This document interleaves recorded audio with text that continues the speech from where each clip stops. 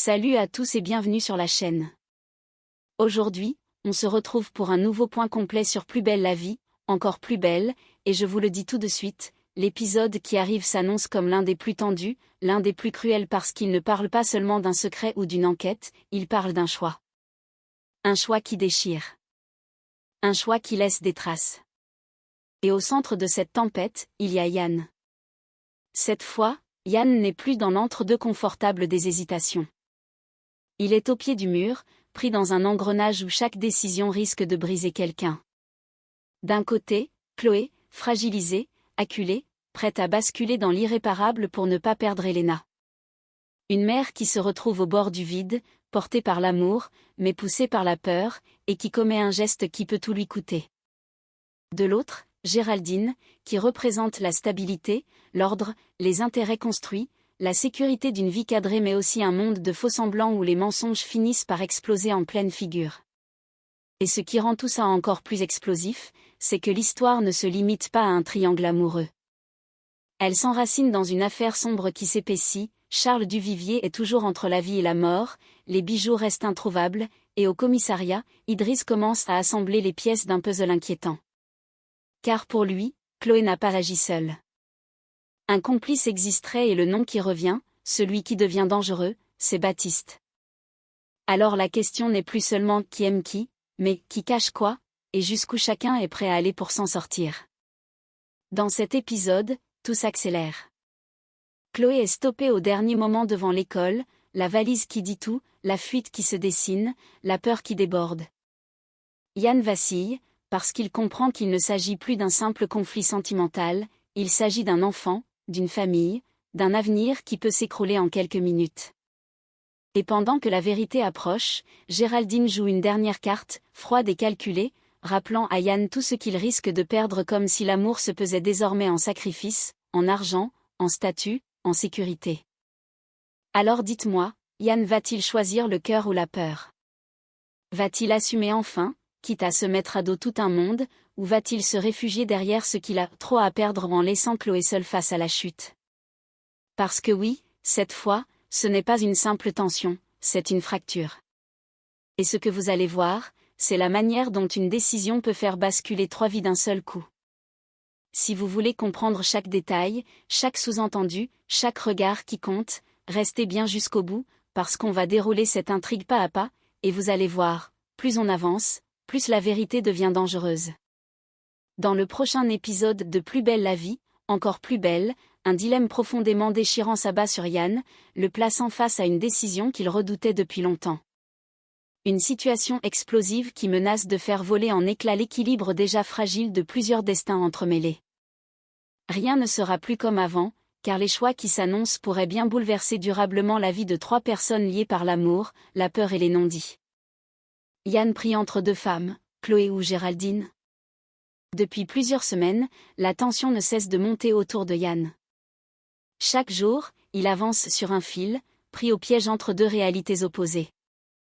D'un côté, son histoire compliquée, intense et passionnelle avec Chloé, une relation marquée par les blessures, les regrets et un attachement qui refuse de mourir. De l'autre, Géraldine, qui lui offre une promesse de stabilité, une vie plus cadrée, plus rassurante, du moins en apparence.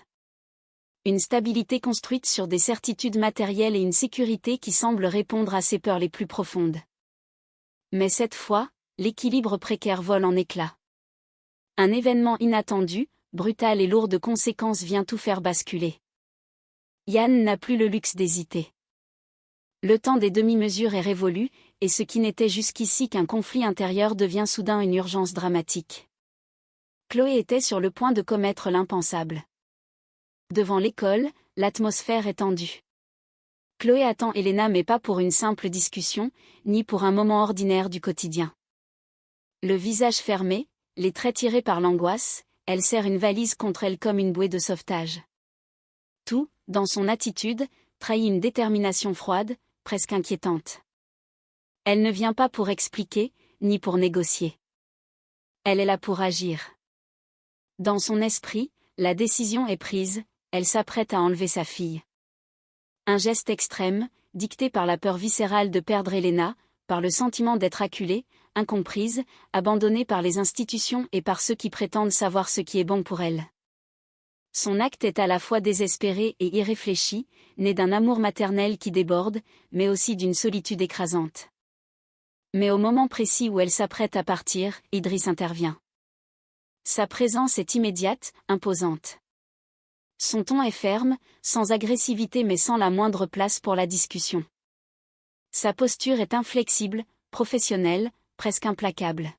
« Chloé, vous savez que vous n'avez pas le droit d'approcher Elena sans la présence de l'ASE. » Chloé tente d'éluder, d'esquiver les questions, cherchant une échappatoire, un instant de répit. Mais Idriss sent immédiatement que quelque chose ne va pas. Son instinct de policier s'active. Son regard glisse lentement, puis se fige sur la valise. « Ouvrez-la. » La jeune femme hésite longuement. Le silence est pesant. Chaque seconde semble durer une éternité. Puis, résignée, elle obéit. À l'intérieur, rien d'illégal en apparence, mais tout est révélateur, des vêtements, une brosse à dents, des affaires soigneusement préparées d'Elena, tout ce qu'il faut pour partir, pour disparaître, pour couper les ponts. Pas pour une nuit. Pas pour une promenade. Pour fuir loin, très loin. Idriss comprend instantanément la gravité de la situation. Il n'y a plus de doute. Chloé allait fuir avec sa fille. Le choc est immense. Pour Idriss, c'est une violation grave de la loi, une mise en danger d'un enfant.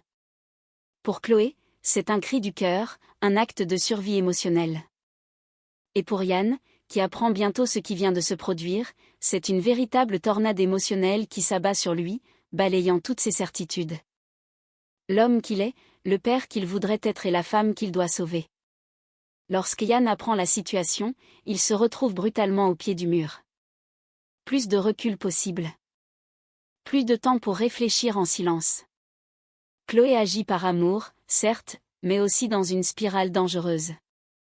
Géraldine, elle, lui offre une stabilité rassurante, un cadre qu'il croit nécessaire pour avancer.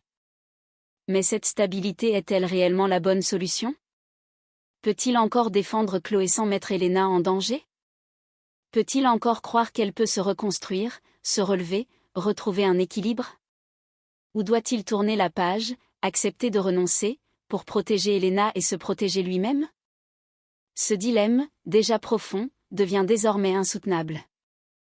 Chloé l'aime, d'un amour brut et sincère. Géraldine le soutient, avec des promesses de sécurité et d'avenir. Et au milieu de ce tiraillement, l'avenir d'un enfant est en jeu, rendant chaque choix infiniment plus lourd. Yann devra faire un choix. Un choix douloureux, déterminant, peut-être irréversible. Un choix qui définira non seulement l'homme qu'il est, mais aussi le père qu'il souhaite devenir. Le retour amer de Chloé au Mistral. Après 24 heures éprouvantes passées en garde à vue, Chloé retrouve enfin l'air libre. Mais cette liberté retrouvée n'a rien de léger. Elle a un goût amer, presque cruel. Lorsqu'elle arrive au Mistral, son visage trahit l'épuisement. Ses traits sont tirés, son regard marqué par la fatigue, la peur et l'incertitude. Rien n'a été réglé. Au contraire, tout semble désormais plus grave. Baptiste l'attend. Inquiet, tendu, incapable de dissimuler l'angoisse qu'il a ressentie pendant son absence. Il scrute son visage, cherchant à comprendre, à anticiper le pire. Chloé ne tourne pas autour du pot. Elle n'en a plus la force. D'une voix basse, presque étranglée, elle lui annonce la nouvelle qui la hante désormais. Les mots tombent lentement, un à un, comme s'ils pesaient chacun une tonne. Elle a été mise en examen. Mise en examen pour le vol des bijoux. Une accusation qui la dépasse, qui la salit, qui la place dangereusement aux portes d'un point de non-retour. Baptiste encaisse le choc, mais très vite, sa détermination prend le dessus. Il refuse de la laisser sombrer. Son regard se durcit, sa voix se fait plus ferme. Avec une assurance presque salvatrice, il lui promet de se battre pour elle, coûte que coûte. Convaincu de son innocence, il se donne une mission claire, prouver aux enquêteurs qu'elle n'a rien à voir avec ce vol. Peu importe le temps, peu importe les obstacles, il ne la laissera pas seule face à cette injustice.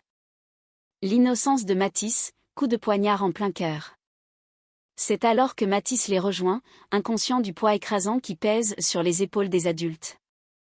Avec la sincérité désarmante propre à l'enfance, il leur raconte ce qu'il a écrit dans sa lettre au Père Noël.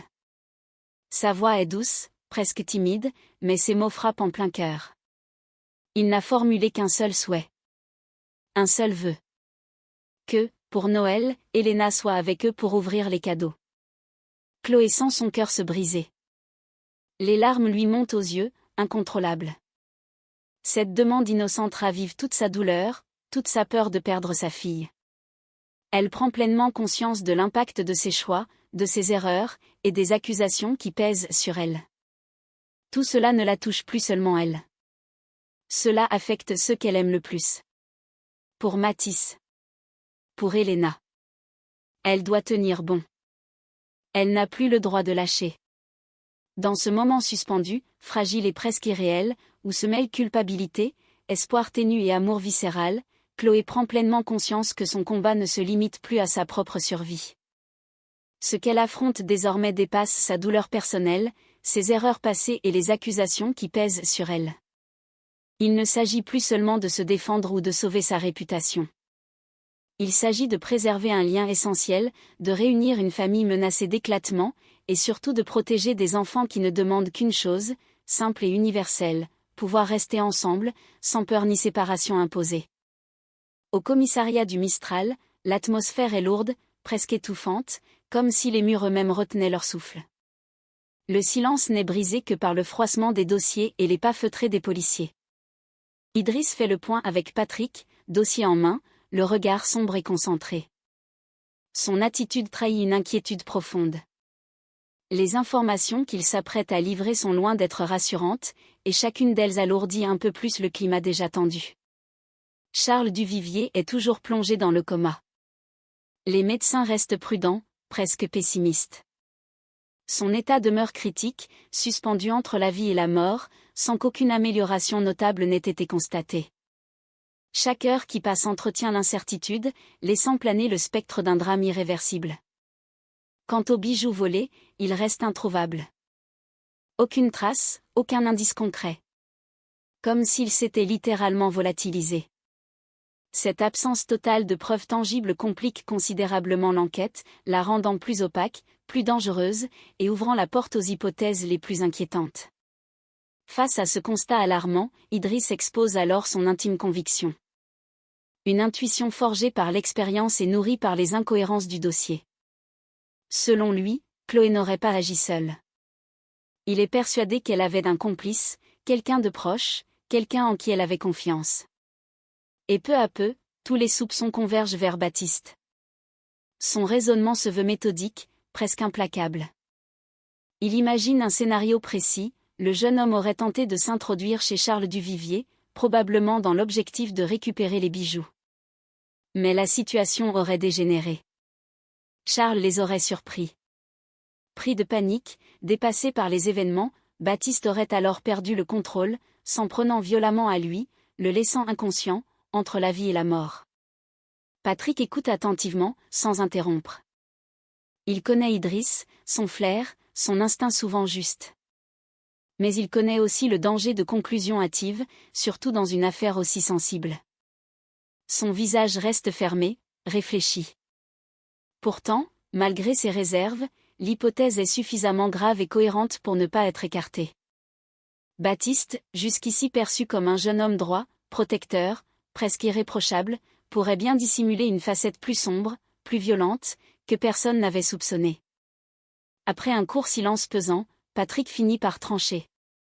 La décision est mesurée, mais ferme. Il n'est pas question d'arrêter Baptiste, pas encore. Les preuves manquent.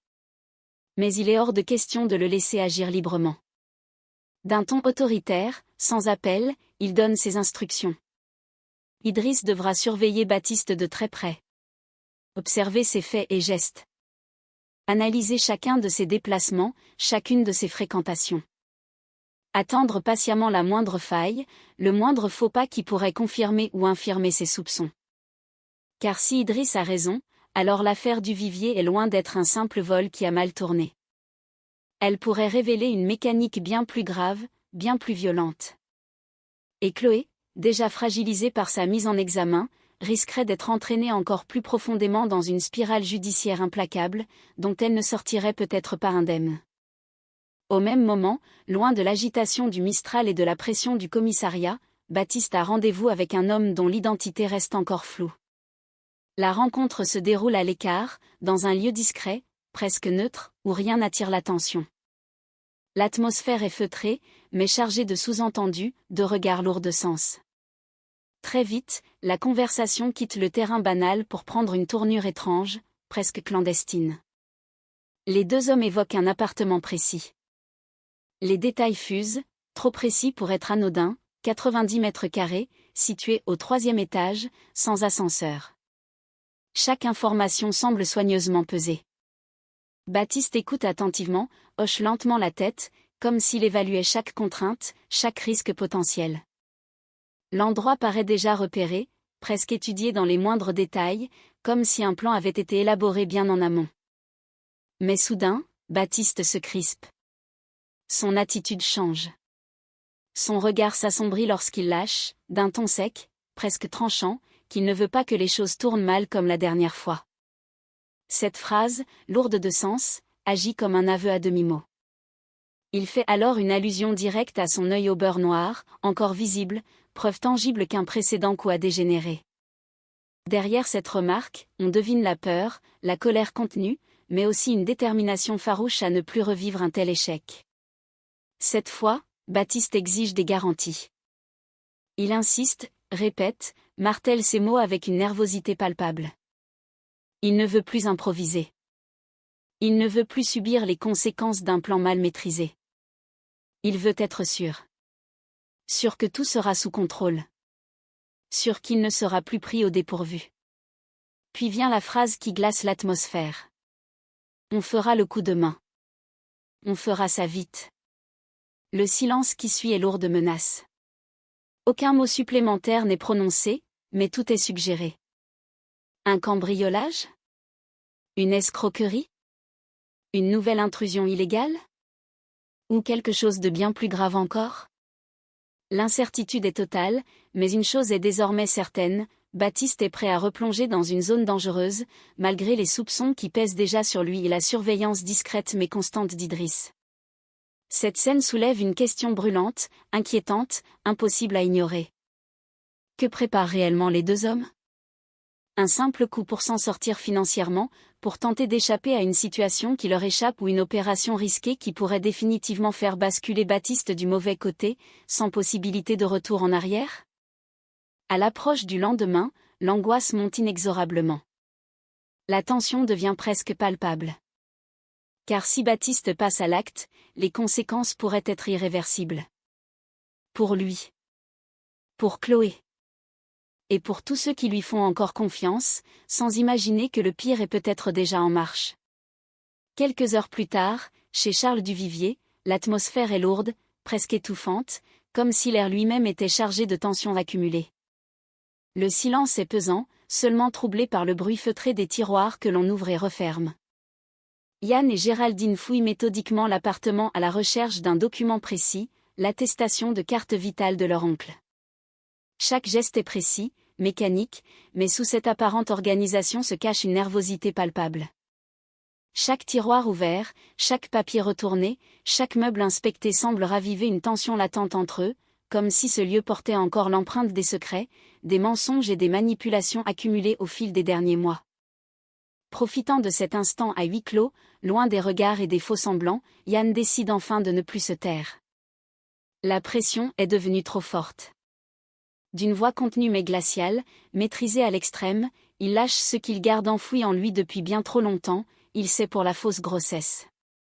Les mots tombent, secs, irrévocables. Le choc est immédiat. Géraldine se fige, comme frappée de plein fouet. Son visage se ferme, son regard se trouble.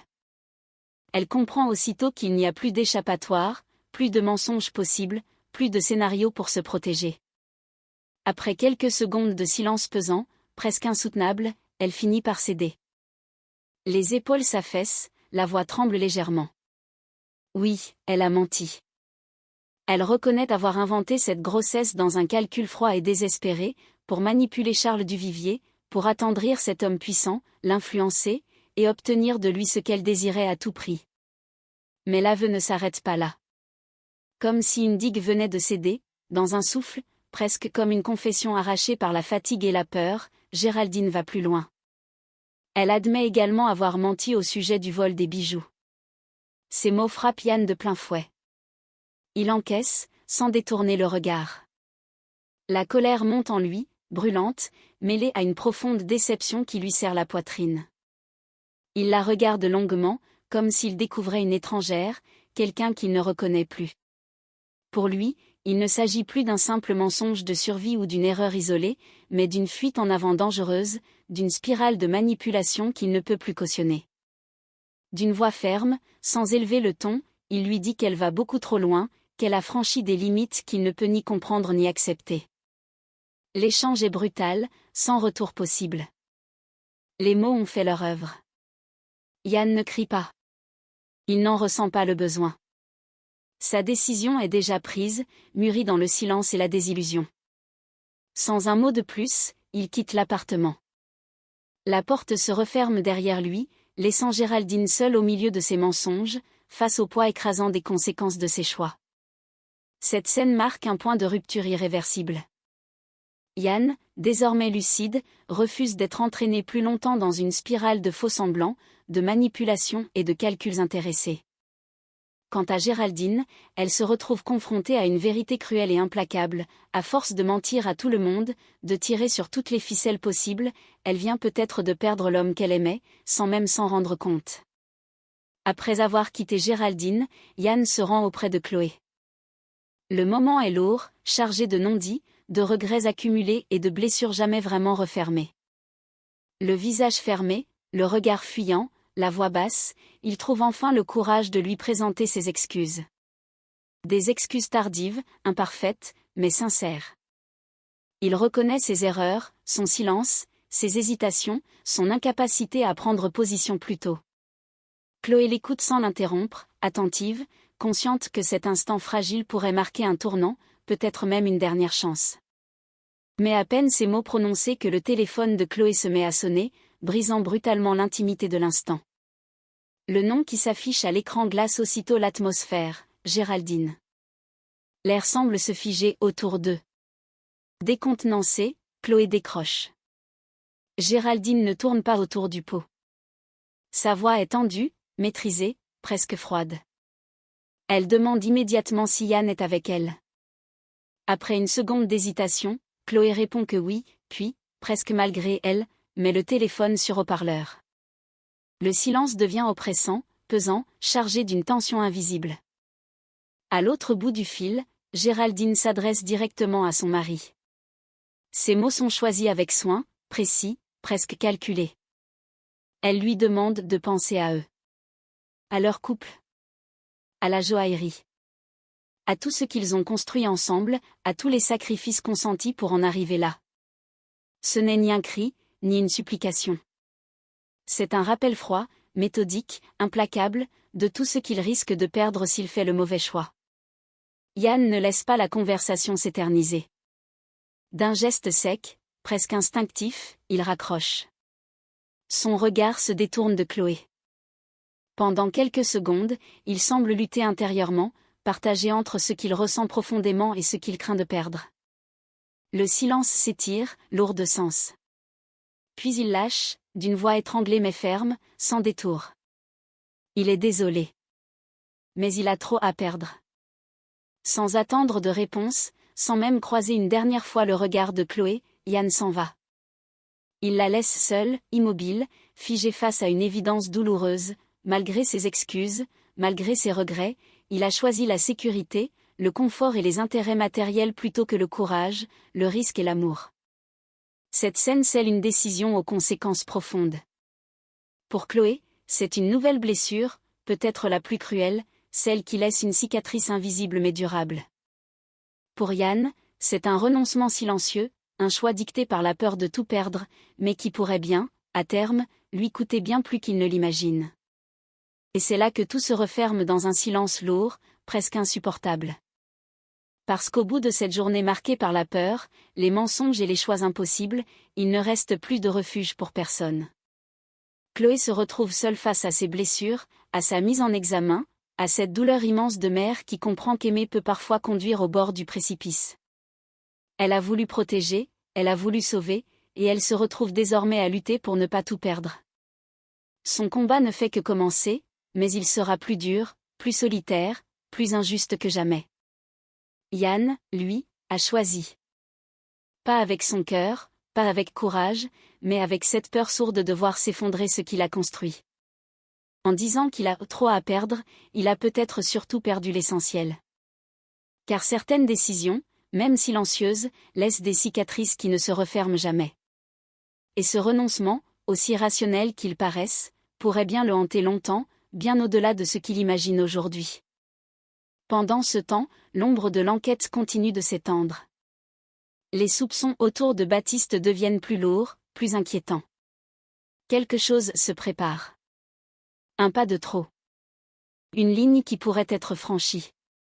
Et si ce basculement a lieu, alors ce ne sera plus seulement une affaire de sentiments ou de famille, mais une chute aux conséquences irréversibles pour tous. Dans Plus belle la vie, encore plus belle, rien n'est jamais complètement blanc ou noir. Les choix sont imparfaits, les intentions parfois sincères, parfois calculées. Mais une chose est sûre, après cet épisode, plus personne ne pourra faire semblant. Les masques tombent, les liens se brisent, et l'avenir se dessine dans une tension extrême. Car quand on choisit la sécurité plutôt que l'amour, quand on sacrifie le courage pour préserver le confort, le prix à payer finit toujours par se présenter. Et la question n'est plus de savoir si les conséquences arriveront mais quand. À très vite pour la suite, parce que cette histoire est loin d'être terminée. Et ce qui arrive pourrait bien tout changer.